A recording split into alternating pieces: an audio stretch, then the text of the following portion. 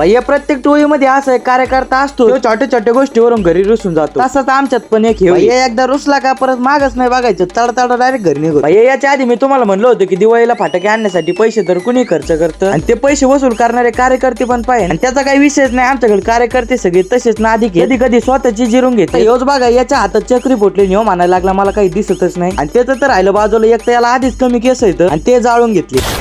तर जय श्रीराम भावांनो, आता ह्यो कलरचा डबा माझ्या हातात येतं, तुम्हाला कळायलाच असेल की मला कलर द्यायचा आहे. आता त्याचं जाऊ द्या, आजचा किस्सा तर लयच बेकार होता. विषय असा झालता, गावातून जाऊन मी कांदा भजी आणली होती आणि आता शेजार धर्म म्हणून शेजाऱ्याला नेऊन द्यावं वाटलं, पण त्यांनी मला तिथं पाहून त्यांच्या जिलेबी झाकून ठेवल्या.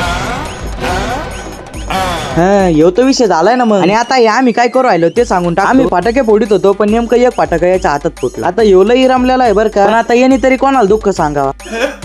मग आता ज्याचं त्याचं त्याला भवतच असतं. मग आता नेमकं आमचे फटाके संपले होते म्हणून गावात येऊन नुसते 4-5 पाकिट बॉम्बची घेतली. सगळ्यात पहिले इकडे एक टेस्टिंग केली आणि मग काही विषयच नाही.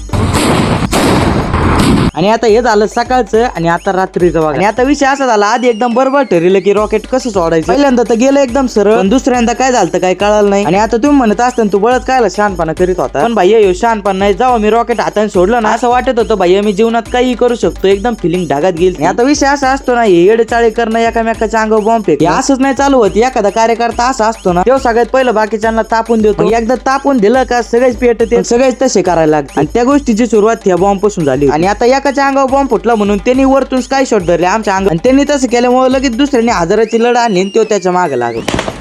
आता असे फटाके फोडताना मजा तर येते बरं का, फक्त कोणाला काही झालं नाही पाहिजे.